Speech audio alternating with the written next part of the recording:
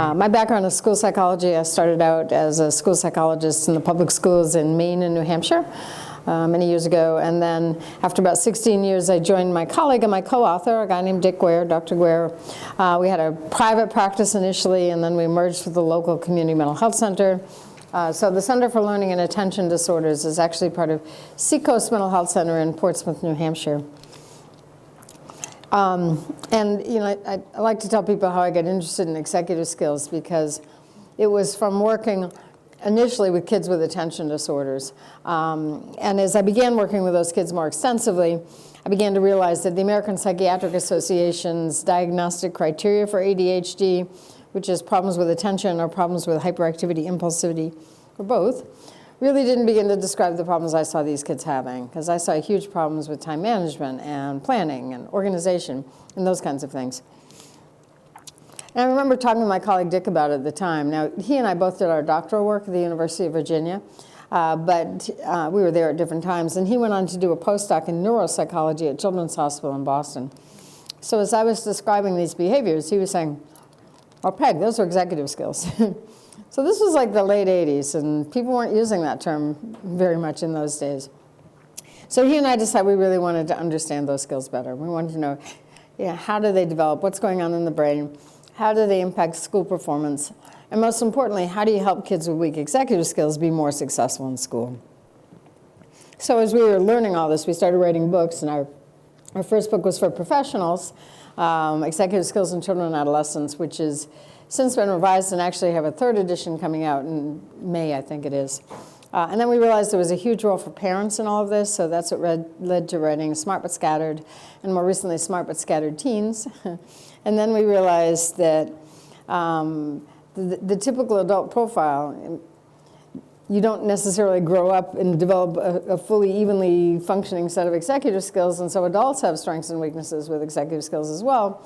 And if they understand that about themselves, it may help them make decisions about what kind of place they work in, how they run their home, or whatever. So, and in addition, the same strategies that work with kids can be tweaked to work with adults. So we ended up writing a book for adults called The Smart But Scattered Guide to Success. We also have a book on coaching, and we have an academic planner called the Work Smart Academic Planner that goes along with our coaching model. So I'm going to focus on two strategies this afternoon, both of which are primarily designed as individual interventions, although both have group adaptations, actually, if you wanted to think about that. So first of all, what executive skills are, they're brain-based skills. They're sort of managed out of the frontal lobes of the brain, and they take 25 years to reach full maturation. And that's in typically developing individuals.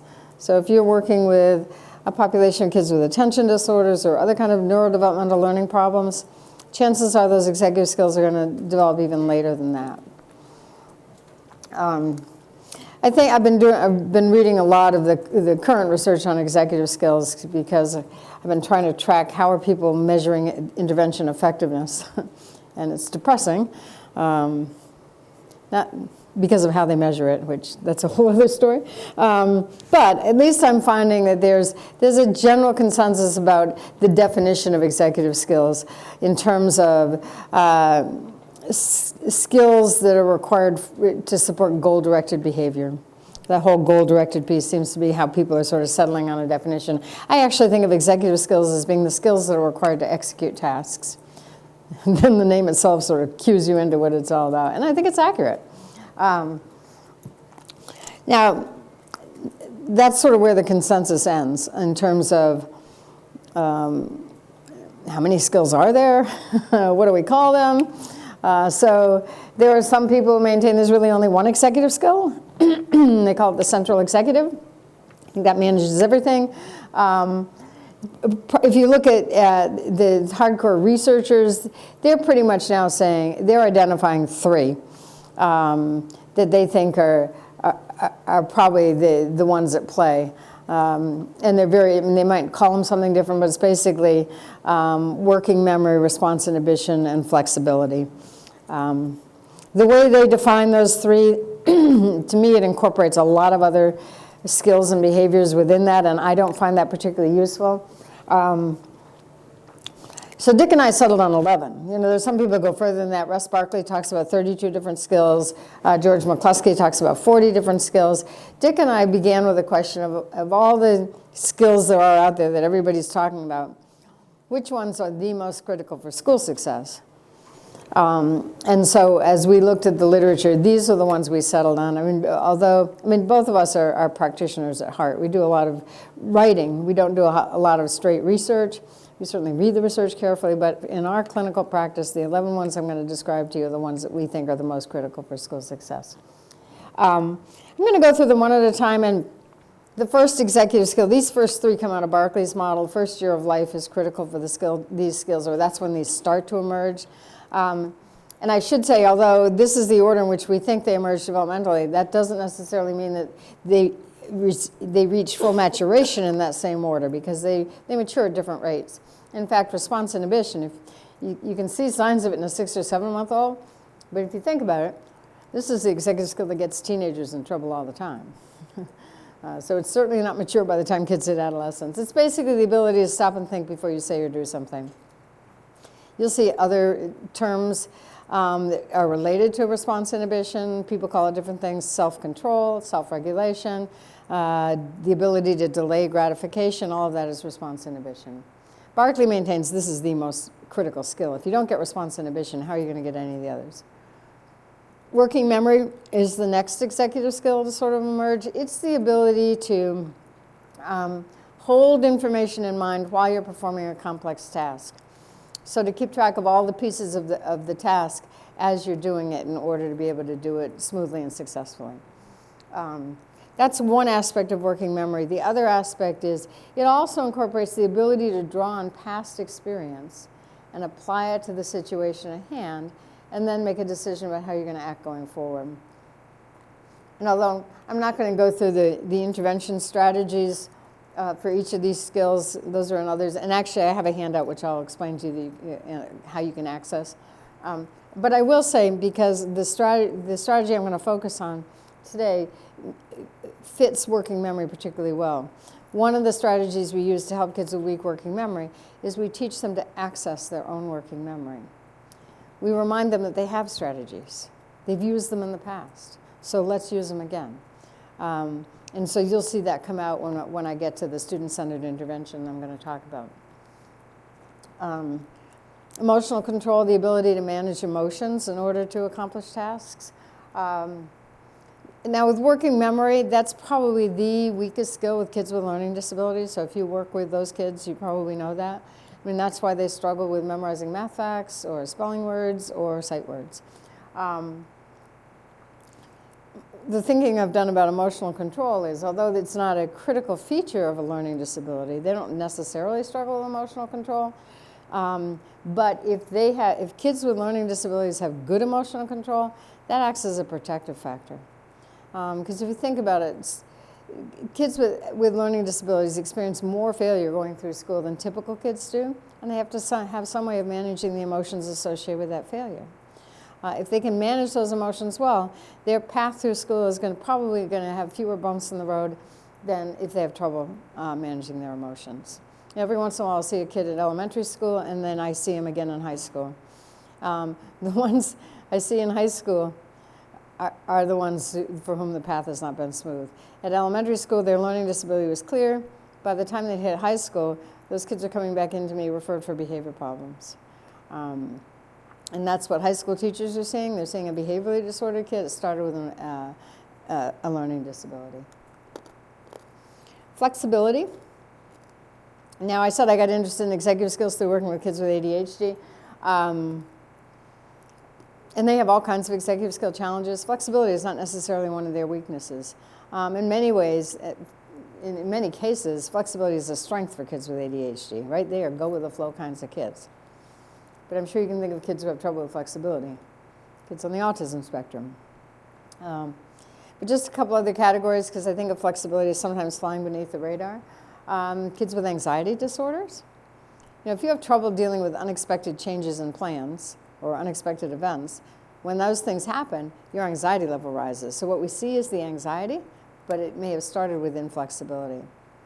And then I think about a lot of kids with behavior disorders. I mean, when I think about kids with oppositional defiant disorder, I think about power struggles and control issues, and they're refusing to do what we've asked. But if you step back and say, what was the trigger? What led that kid to refuse to do what we've asked? Very often it was because someone was asking that kid to be more flexible than he was capable of being, and all he had was his behavior as a way of saying, I can't do that. Now, sustained attention, that obviously is a critical feature of an attention disorder. There's a key phrase in our definition, which I keep coming back to as I work with families. The capacity to maintain attention to a situation or task, and the key phrase is in spite of distractibility, fatigue, or boredom. I see, I don't know how many kids I've seen over the years where their parents have been nudged into my office by a teacher or by a pediatrician because someone thinks their kid has attention problems, and they will say to me, my kid can't have ADD, he can play video games for hours. Well, video games don't involve distractibility, fatigue, or boredom. So what I tell them is it's not that kids with ADD can't pay attention, it's that they have trouble making themselves pay attention. And that doesn't occur in the context of video games. At home, where do you see that? 3 domains: homework, chores, boring daily routines. That's where the attention problems show up. Task initiation. This is the ability to begin tasks promptly as needed. It's the opposite of procrastination. And I've been sort of accumulating evidence over the years that leads me to believe this may actually be the last and hardest skill to reach full maturation. And I finally ran across a research article that provided some support for my clinical intuition. It looked at procrastination, which, as I say, is the opposite of task initiation. It's a bad thing. And it looked at the development of procrastination. And what it said is, what this article said was, procrastination increases until the mid to late 20s and decreases gradually after that. So that was the first time I saw in writing something that I've felt for years, that this is a very hard skill to acquire. Planning and prioritization. Prioritization gets subsumed under planning. We leave it there to remind people, in the title, to remind people it's a key part of planning. If you can't prioritize, you're going to have a hard time planning. Okay, so let's stop at task initiation. Those are the first 6 I've told you. You might want to put a line on if you're taking notes, put a line on your paper there, because those are the 6 foundational executive skills. And those are off, especially if you work at the elementary level. These ones coming after that, we don't really expect much in the way of these skills at the elementary level. Sometimes people will say, my kid has all kinds of executive skill challenges, I don't know where to start. My typical answer is start with the one that's getting in the way the most, and if they still can't decide, then I'll say start with one of the first 6, because those are easier. And those are, again, foundational executive skills that can support later developing executive skills. When I think about planning, I think about, in a school context, I think about planning long-term projects. I mean, that's probably where we stress this executive skill more than any other throughout school. And I'm beginning to decide, based on some of the surveys I've done with teachers where I've had them identify, I created very specific descriptors of all of our executive skills, and one of the descriptors really described carrying out a long-term project, developing a task, breaking it down into subtasks and timelines, and creating a plan for accomplishing it. And when I asked teachers to tell me whether they expect kids to have that skill at the beginning of the year, at the end of the year, or they don't feel it's developmentally appropriate at their grade level, I'm finding a significant portion of teachers from 5th to 8th grade, and I've only done through 8th grade, who are telling me they don't think it's developmentally appropriate, which kind of surprised me. I don't know whether it is or isn't. I do think you can explicitly teach planning, but I don't know how long it would take for that instruction to work. So there's a lot, I think, we don't know about the kind of planning that goes into long-term projects and when kids actually acquire that skill. But I do think it's a late developing skill. Organization is the next one. There's a key word in our definition, the ability to create and maintain systems to keep track of information or materials. The key word is maintain. And if you've ever tried to turn a disorganized kid into an organized kid, you know this is a long-term, labor-intensive process. You need to help that kid maintain that system over time, and that's very hard to do. Time management is the next one, and we're down to the last 3, and then now you will see earlier developing executive skills embedded in these. So time management is basically task initiation, sustained attention, and planning.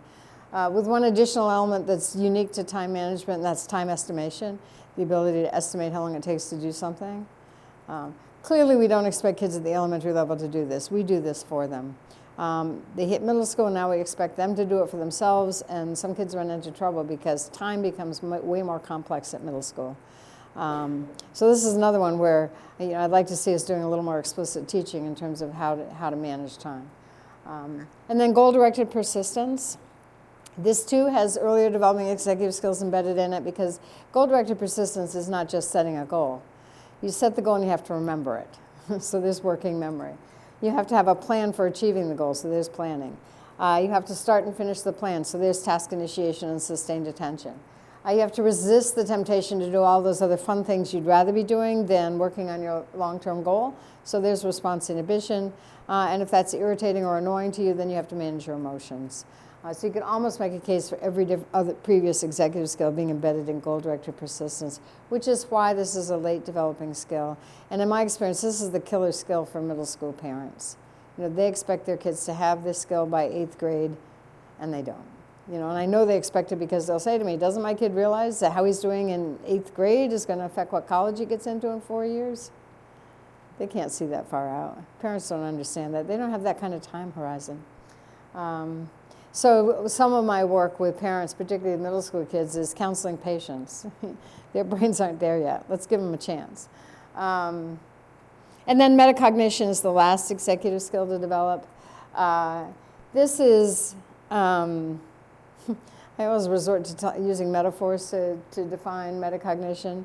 It's the ability to see the big picture, to connect the dots, to put all the pieces of the puzzle together, which I think is apt, because to understand a metaphor requires metacognition.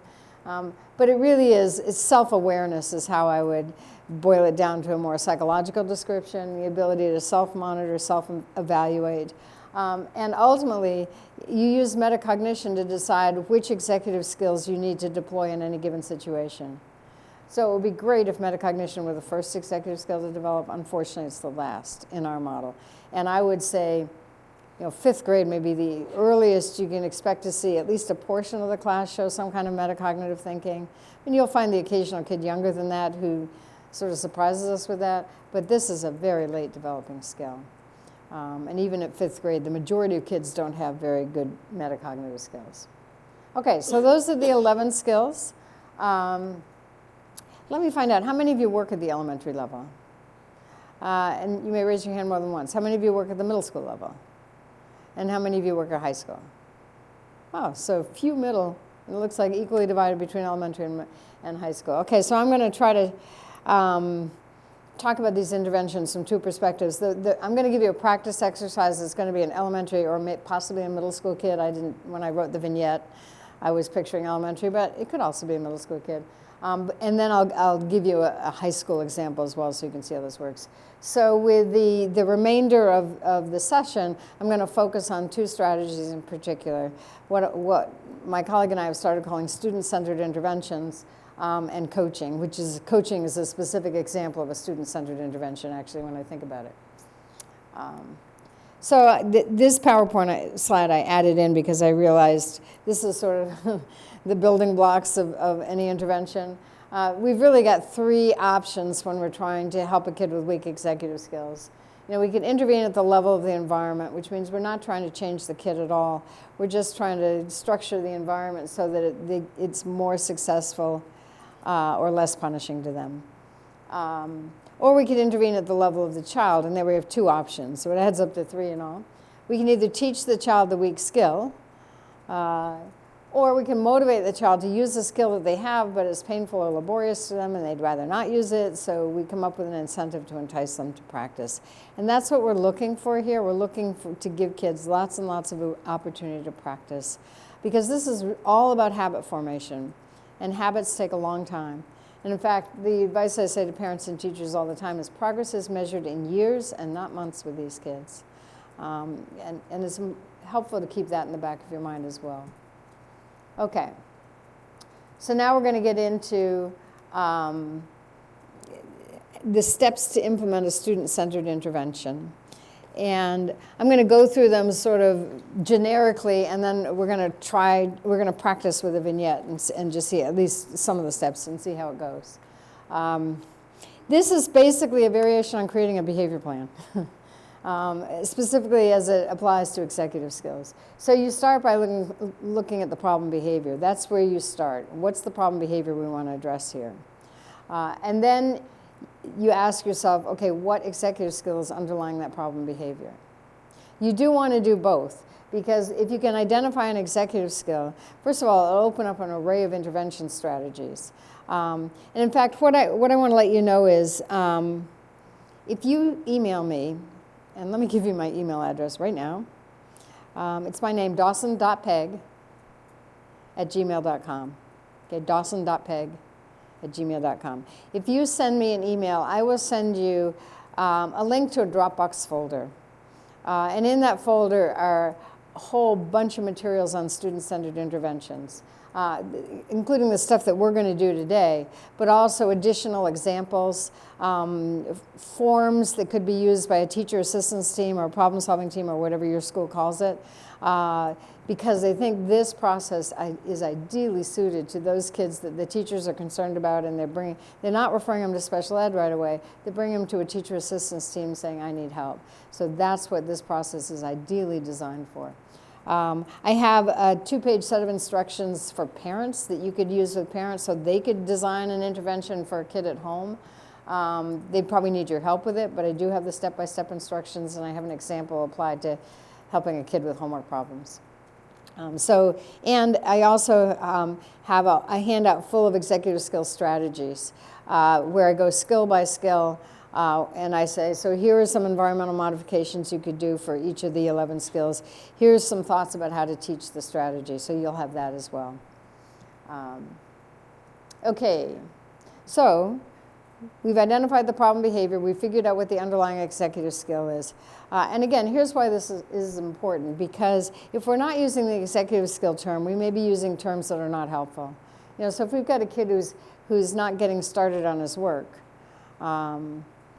you know, we may use terms like lazy as opposed to problems with task initiation. It's way more helpful to describe a kid who's having problems doing his work as having problems with either task initiation or sustained attention or any number of other executive skills than it is to attach pejorative labels to them like lazy or even unmotivated.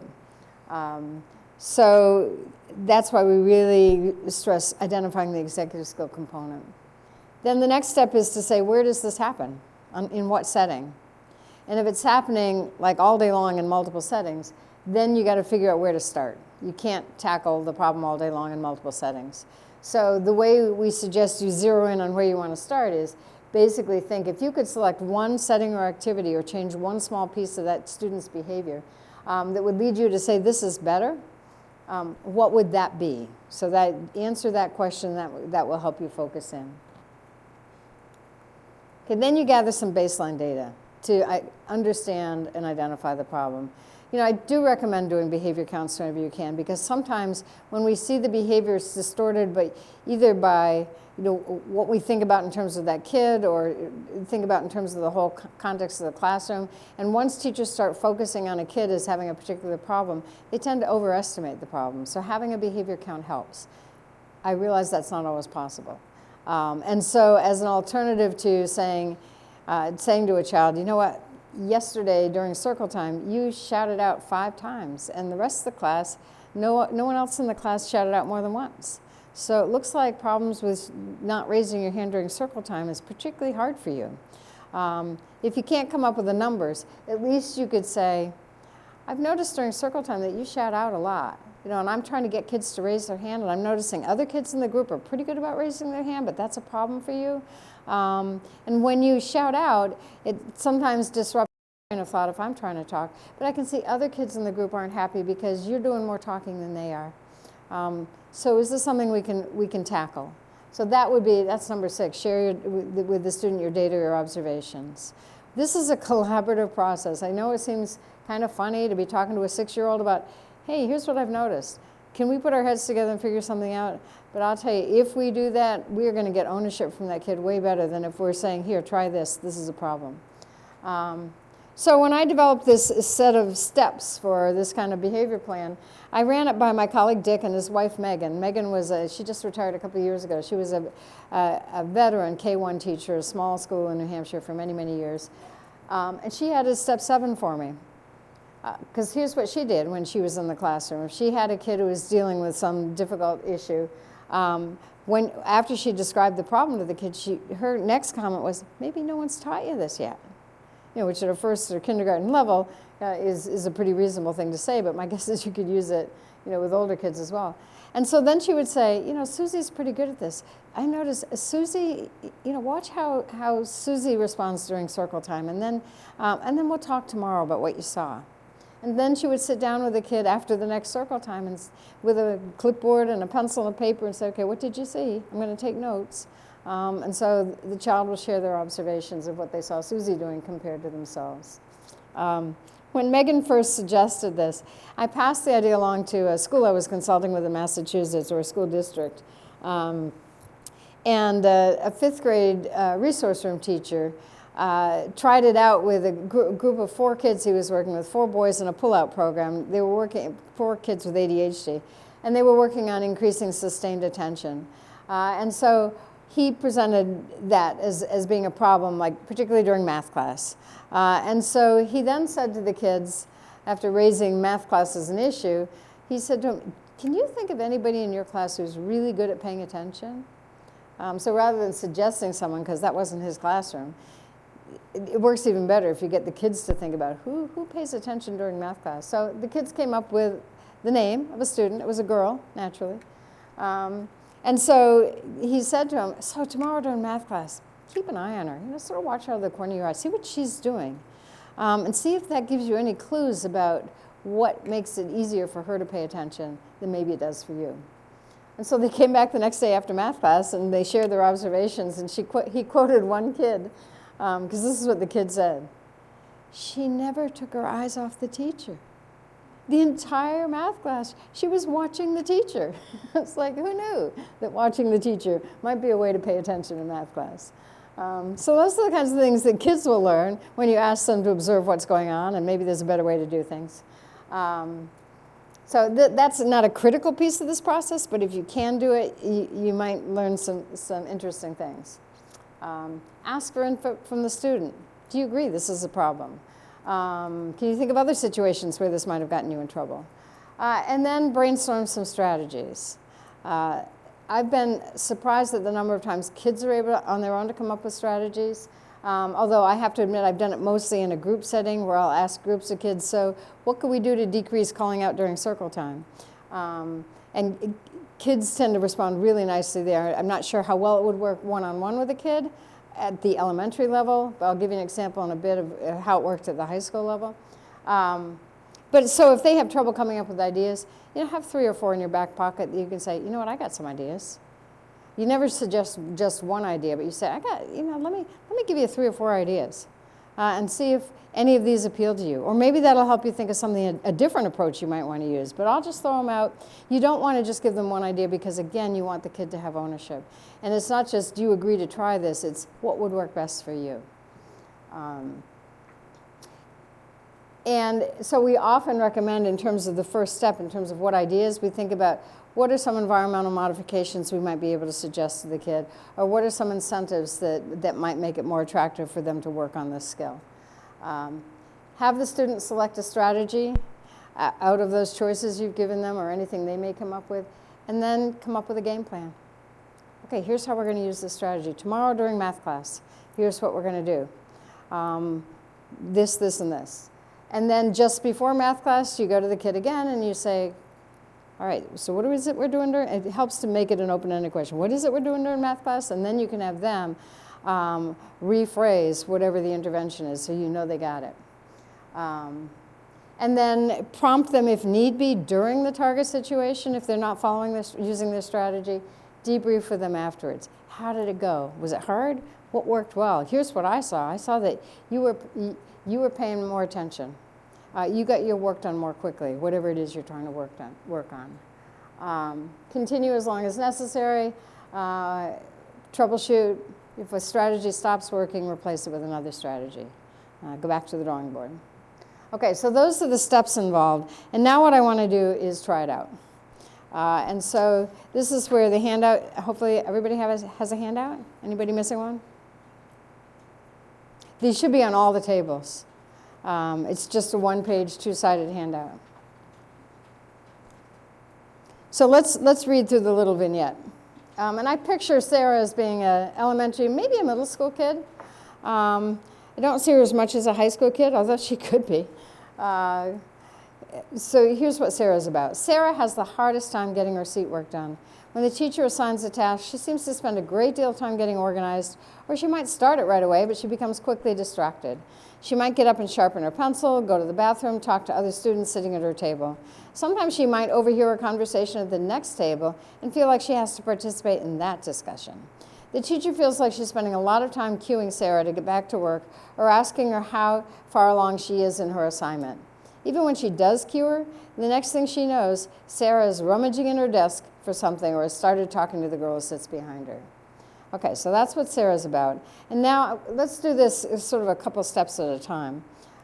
So what I want you to be, the first two steps there, I want you, with other people at your table, to come up with some agreement about what you're going to tackle. So first start with the problem behavior, which is not the executive skill, but it's a problem behavior. And there's a bunch of different problem behaviors written through here. So you should decide maybe which one's getting in the way the most from the ultimate outcome, which is the kid completing her work on time. I assume that's the ultimate outcome. But you can decide, or it might be the one that's the most disruptive. You decide what one or two behaviors that you might want to think about tackling, and then identify what executive skill is associated with that behavior. So again, start with the problem behavior and then move to the executive skill. And when you move to the executive skill, some of these problems behaviors could be associated with a number of different executive skills. And what I would recommend is start with those first 6. So yeah, Sarah has a hard time with organization. I'm not sure that's where I'd start because that's a later developing skill.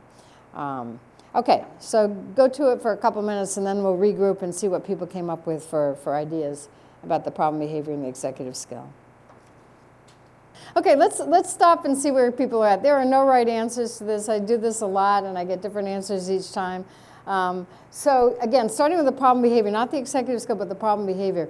What are some examples of problem behaviors you might tackle? Being off task, sure, that's a good one. What else? Yeah. Yeah, getting her work done, yeah. Anything else? Starting it. Okay, so getting started on work seems to be hard for her. Both starting it and completing it, being off task. Okay, those are all real good. So what executive skills are involved then? Task initiation, yep. Response inhibition, interesting. Describe how working memory factors in there. Okay, yeah, so it could be working memory, yeah. So she gets distracted and then doesn't, yep. Yeah, sure. Anything else? Yeah. Yep, organization. Now that's one of the later developing skills. So that it depends. If you come up with a strategy that she's interested in, she wants to work on. Nobody said sustained attention. Okay, there we go. That was the other one. Now, for the longest time, I mean, you're going to see my answers here. I was focusing on slow getting started on seek work, fails to finish work on time, which to me is task initiation and sustained attention. But people have started throwing out response inhibition. And at first I thought, because I think of response inhibition as these impulsive kids who act without thinking. And then I realized response inhibition also has an impact on, I mean, that's where the distractibility comes from, right? And I always thought that's sustained attention, but no. If everything out there pulls you off task, you can't ignore the distraction. That's a response inhibition issue. So I think that's interesting. Okay, so the next step then, and going back to your planning sheet here is, then you decide what setting does the problem present itself in. And I've done the next 2 questions for you just to help you narrow. So obviously it happens with any seat work. And so where would you start? You can't tackle all seat work all day long. So I selected math seat work as a place to start, and I chose that because math tends to be a more uniform kind of class where every day there's a lesson and then a problem set that the kid does. Whereas, English may look different from day to day, or social studies may look different from day to day. But if we're going to practice this skill, the more uniform the assignment is, the easier it is to practice the skill. All right, so then the next question is, what are some possible environmental modifications that we could suggest to Sarah that might make it easier to either get started on her work or stick with it long enough to get it done? And I've given you the three sort of kinds of environmental modifications we think about with kids. We think about changing the physical or social environment, and you can see examples there. We think about changing the nature of the task, to make it easier for the kid to get it done, or changing the way adults interact with the child. Again, rehearsals, prompts, reminders, coaching, praise, those kinds of things.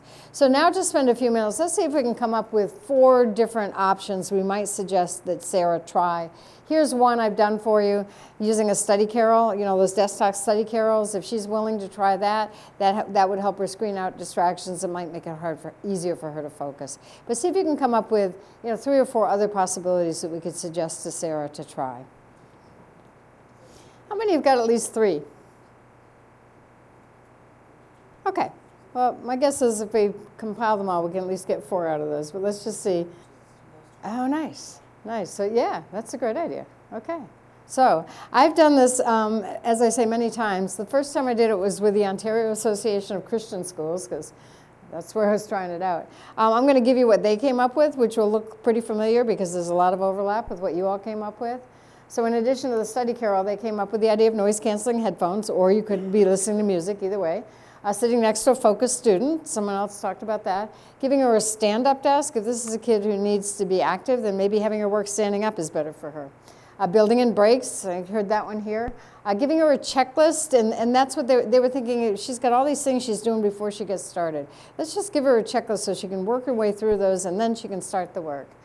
Use a visual timer or a stopwatch. Limit distractions. I've had this a couple of times. If she's reaching into her desk, turn it around so she can't reach into it. And then help her find a goal to work toward. Okay, so that's, you wouldn't want to give her, there are, 9 different things there. That would overwhelm her. But you could toss out 3 or 4 based on what you know about Sarah and what she might be most responsive to. The next step in the process is to think about, and it's on the flip side of this. I'm not going to do this because I want to go on to other things, but think about possible motivators. What would help the student be more likely to try? And you've already come up with that suggestion as well. To be honest, if you do any of these, if you can get her to buy into any of these, you may not need to add a motivator. Especially if you can build in some way to let her, so that she'll know that whether it's working or not. And so although I've done this, and a class I taught last summer at the University of Southern Maine, I had them generate possible motivators like sticker charts and looking at the function or behavior and give her what she needs appropriately, give her a preferred class job in exchange for completing her work on time, tally the positive behaviors and graph them, have her set a goal related to work completion, like the % of work completed on any given day or the number of days the work was done on time. But what I'm saying is, and maybe a group reward for the class, that we may not need that if she buys into that initial environmental modification and is willing to try it out, and especially if we can give her feedback about how it's working. So the next step is identify the goal behavior. And the typical behavior plan, we mostly focus on the outcome goal. What do we want Sarah, what should her behavior look like when the intervention is a success? But we're not just trying to get her seat work done. What we really want her to do is recognize she has trouble getting her seat work done, and she's got to figure out what strategy she can use to help her get her seat work done more efficiently. So we suggest identifying both an outcome goal and a process goal. So the outcome goal is Sarah completed work within the allotted time. The process goal, and it really starts with this stem, Sarah will use her chosen strategy to help her get started within 2 minutes of being handed the seat work. Process goals can always start out. The student will use their chosen strategy. And what that reminds us of is that the focus is on choosing a strategy. The focus is on using a strategy, but the focus is also on having the student choose the strategy, because we want the kid to be engaged in the process. And then, so the next step then is to present it to Sarah, have her select whatever she wants to do. I'm not going to share all of this with you, but I've gone through the step-by-step how you would do that with Sarah. And with my particular approach, what I thought what might appeal to Sarah, and in my little vignette she chose to do, was to use the stopwatch. And so when the teacher handed her the math seat work, she also put a stopwatch on her desk. And Sarah's instructions were to press start on that stopwatch as soon as she gets that math seat work. And yeah, if she's going to do other things before she starts the math seat work, that's fine. But at the point where she starts the seat work, then she looks at the time on that stopwatch and writes it down on a chart. So here's the work start time. Let's say it took 2 minutes and 28 seconds for her to start her math seat work. She would write that down here in the work start time part of the chart. She'd still keep the stopwatch going until she finished. And then she'd turn it off and write down the work finish time. And so what this chart tells us very quickly and easily is how long did it take her to get started and how long did it take her to do the entire task. And if we graph both of those, it'll be pretty visible to Sarah. I made this up, so I made it look good.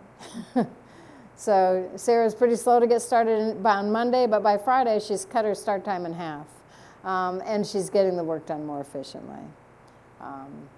So that's just one example. Now, as I say, this is fairly labor intensive.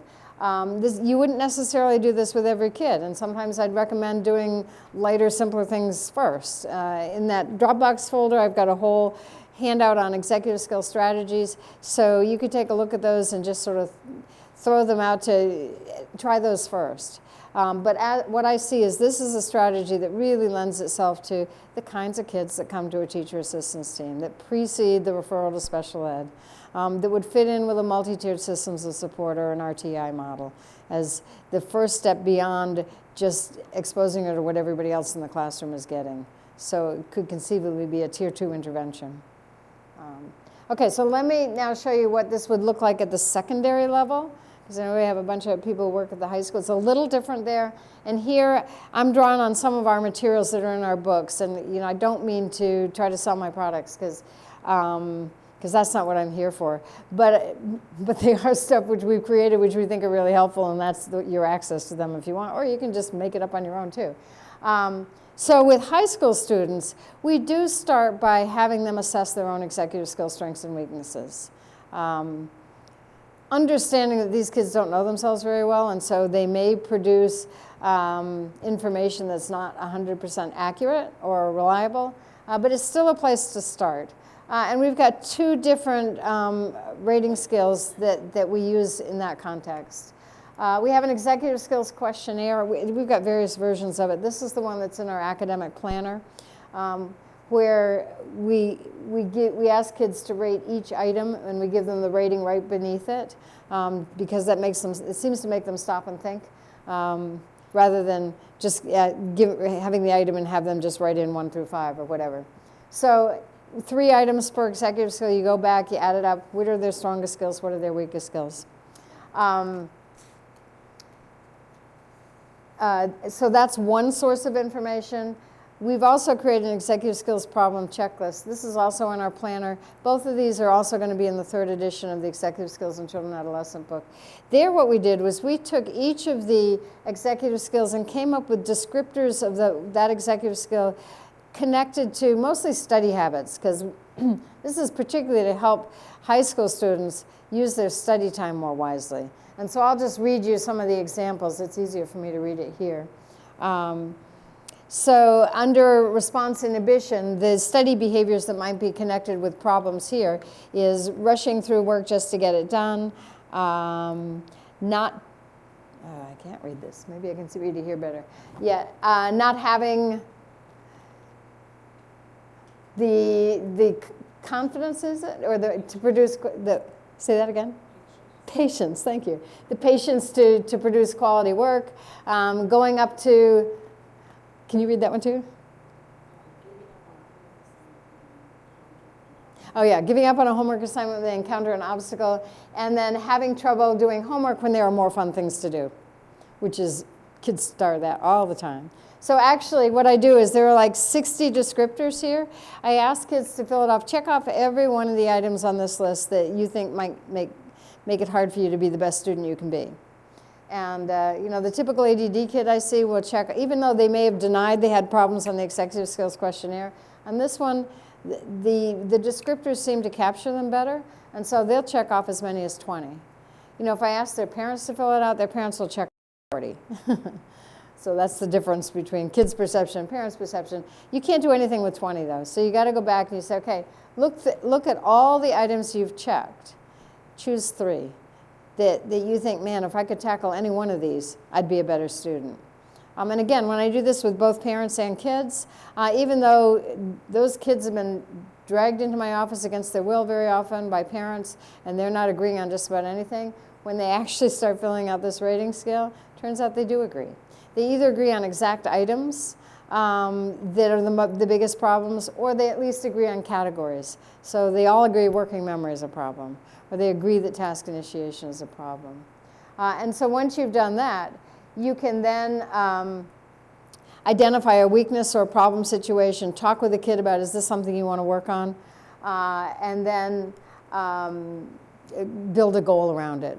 So this too is at the end of that executive skill problem checklist. You can identify the specific problems and which executive skill category that falls into. And then you narrow it down still further and say, let's pick one and let's work on this. So I'm going to show you how this is an example that was done with, so then you identify a tool or a strategy that the kid is willing to try to address the problem, and then you use prompts, or you, again, create a game plan and cue the kid with the game plan.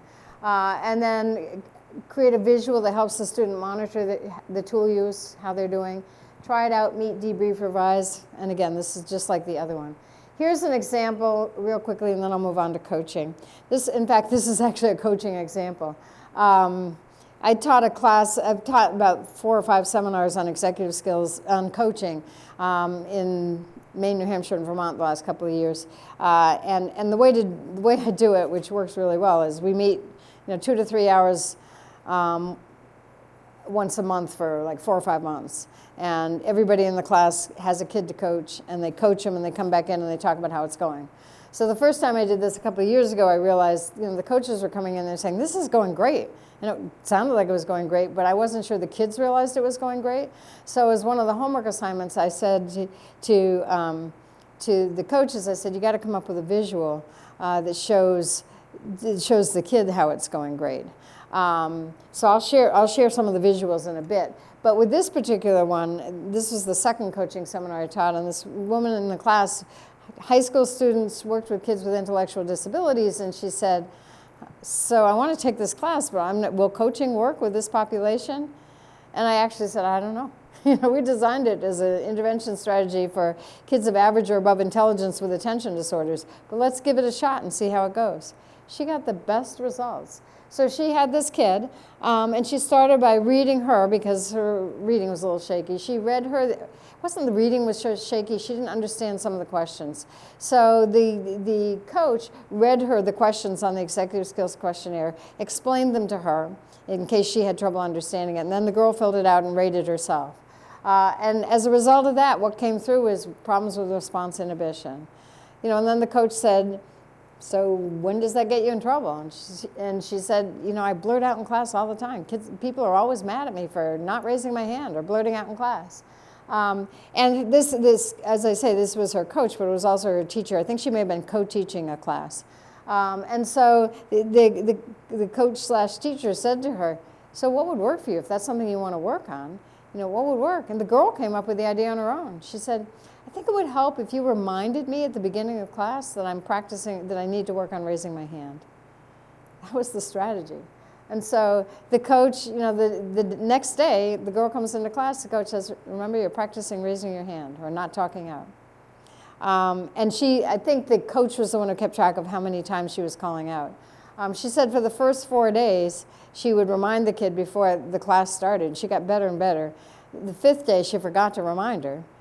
and the kid didn't call out at all. So really fast intervention. I think it may have slipped a little over February vacation or spring vacation or whatever it was.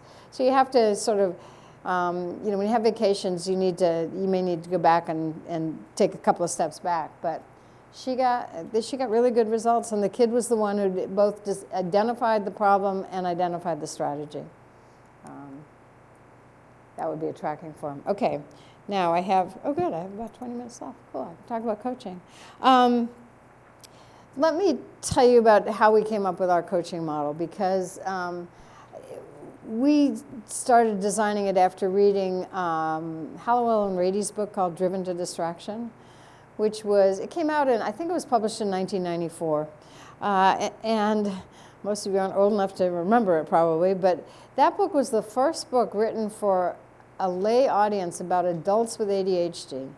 At the time it was published, they were just beginning to recognize that ADHD was not just a childhood disorder. That, I mean, initially, I go back to where it wasn't even a category. And then when it was a category, the assumption was kids grew out of it in adolescence. And then they realized, oh, no, they don't grow out of it. It may go underground, so they have trouble seeing it, but it's still there. And then they realized, you know what, there's a chunk of kids who grow up to be adults with ADHD. So Hallowell and Rady wrote a book about that for adults with ADHD. I remember when the book first came out, my phone was ringing off the hook with all these adults calling up for ADD evaluations. And they came into my office, and I'd say, so what brought you here? And they'd say, oh, I read Driven to Distraction. And I'd say, did you read the whole thing? And they'd say, well, no. I'd say, okay, you may have ADHD. That was my first discrimination. Now, because who could read? I mean, I don't think there's a self-help book, with the exception of my own, that I've ever read that I read all the way through. Those tend to be pretty boring books. But I did read it. And at some point, what Hallowell and Rady said is, what an adult with ADHD needs is a coach. And at the time they were using that term, a coach was a sports coach, and that was it. And they were using it as a metaphor. I mean, now we have executive coaches and life coaches and ADD coaches and executive skills coaches, but in those days, a coach was a sports coach. And that's what they were saying. What an adult with ADHD needs is a coach. What does a good sports coach do? Trains, instructs, provides corrective feedback, provides positive feedback. Sometimes acts as a nag, sometimes acts as a cheerleader. But the whole point of coaching is you start out at one skill level and you end up at a higher skill level. So when I read that, I thought, oh, that's what's missing from my case manager model, which is what I was working on at the time. I thought teenagers with ADHD need someone to check in with them twice a day. First thing in the morning to make sure the day got off to a good start, and at the end of the day to make sure they had everything they needed to take home. But when I read that description of coaching, I thought, that's just babysitting. There's no transmission of skills involved in that. Can we build that into a model? So I went to Dick and I said, this is what Hallowell and Rady are thinking about for adults. Could we design a coaching process that might work with teenagers? So he and I went to the behavioral literature, because that's what we're most comfortable with. And we pulled out some evidence-based practice and sort of compiled it into a package that we call coaching. And in the beginning, it was just one adult working with one teenager, usually with ADHD, around goals around academic underperformance. But then people began taking our model and trying different things with it and doing research on it, which was really, really nice. So a woman named Pam Plummer she did her dissertation, school psych dissertation at UMass Amherst, by taking our model, bringing it down to the elementary level, still working with kids with ADHD, but now working on pro-social skills. She built her whole coaching model about helping kids get through recess without getting in trouble. And she trained peer coaches. She had fifth graders coaching other fifth graders. She got great results. Another doctoral student at UMass Boston created a group coaching model at the middle school level, one adult coaching a group of kids. They met every day to make homework plans. He got good results as well. So we've revised our definition. So we now see it as an intervention strategy in which a coach, who's either an adult or a peer, works with a student or a group of students to set goals, long-term, short-term, or daily, designed to enhance executive skills and lead to improved self-regulation. So these are the four components of our coaching model. Three of them make perfect sense. Correspondence training confuses everybody. It's kind of a funny name. But what that refers to, it's a set of behavioral literature called correspondence training that says that if you make a public commitment to doing something, you are more likely to do it than if you don't make a public commitment. And so our coaching process, we are asking kids to make plans and to make a public commitment to following those plans. Correspondence in that case refers to the correspondence between saying and doing. Obviously, if you're making a public commitment to doing something, you are setting a goal. And there's a lot of research to show that people who set goals achieve higher levels of performance. Even if they don't meet their goals, they're still achieving at a higher level. Because goals do things like direct behavior and energize and encourage persistence and motivate people to develop problem-solving skills. If you hit an obstacle and you set a goal, you're going to figure out how to get around that obstacle. If you haven't set a goal, then the obstacle may stop you short. So in the first stage of coaching, we ask kids to set goals. You know, with high school students, we always start with, so what are your plans for after high school? You know, if they're freshmen or sophomores, we may jump way back fairly quickly to, is there something you want to work on this marking period? Because they can't think about after high school. It's still helpful to start the conversation there because you want to know, are they thinking of college? And if they are thinking of college, do they have a particular college in mind? Because it would be nice to know what that is in terms of how hard they have to work. If they're wanting to pursue a career, is the classes they've signed up for in high school congruent with that career, and can we help them sort that through? With younger kids, the younger they are, the more the shorter term goals we're focusing on those. Pam, for instance, at the elementary level, she had kids set daily goals. And because fifth graders have trouble coming up with their own goals, she gave them a menu. She basically came up with 8 different ways to avoid getting in trouble out at recess. So every morning, I mean, this is the crux of her process.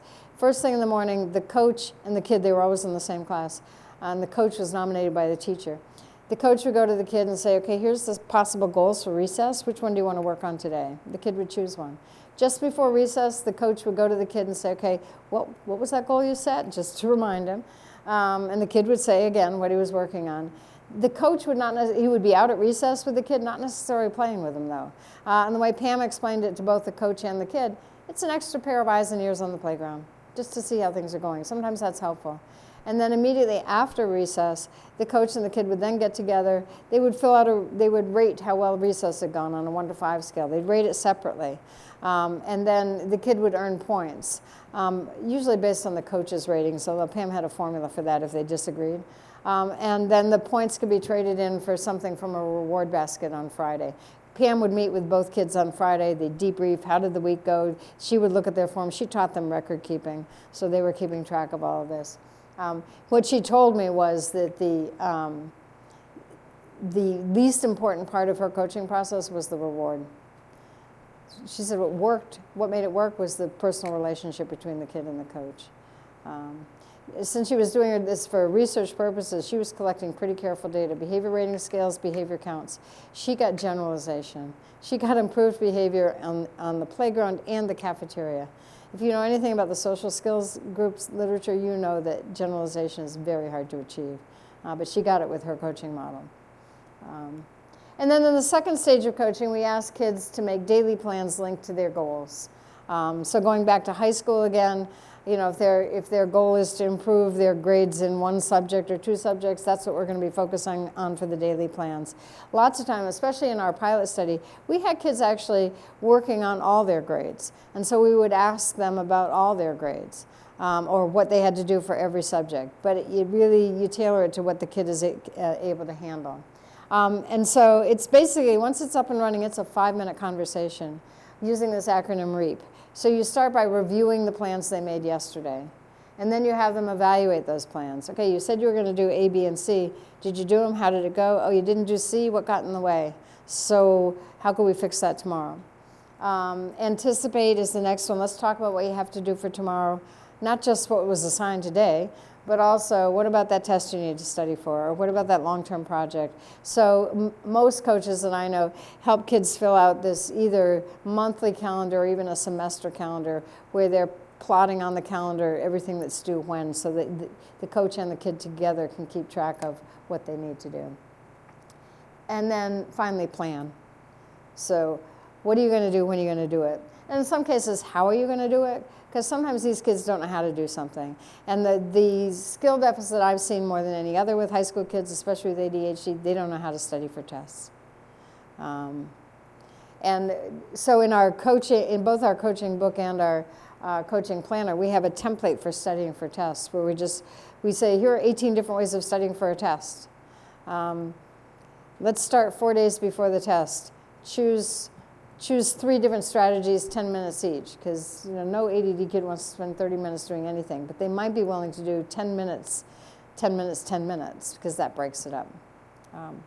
And we have them, if you don't know this, you probably should. We have them start 4 days before the test because there is incredibly compelling research that says that distributed practice is more effective than massed practice.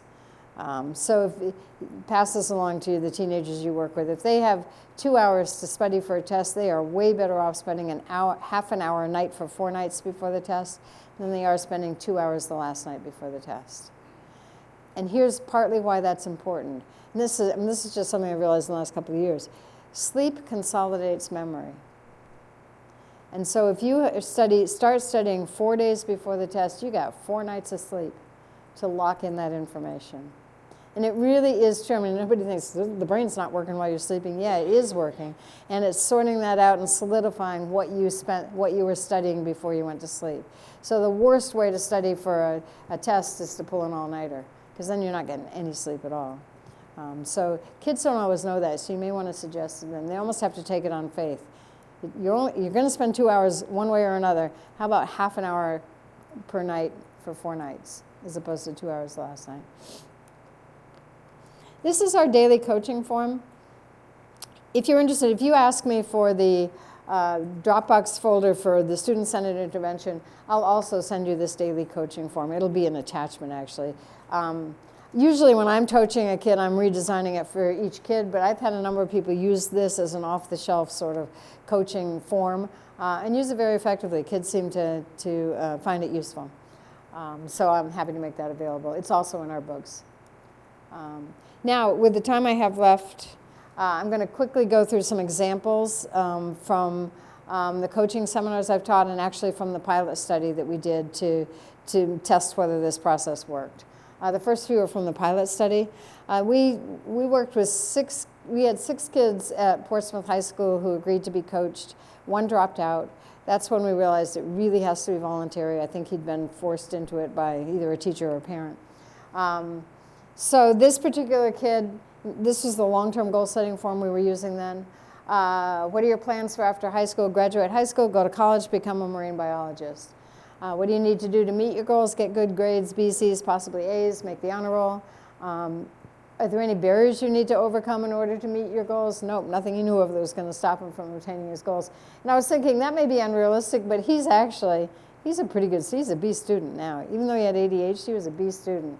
And this coach had him set marking period goals in terms of improving grades, which is a nice objective way to measure, and you know whether it worked, whether the kid met his goals or not. So he's a B student now, but he wants to bring most of his grades up to A's and A minuses.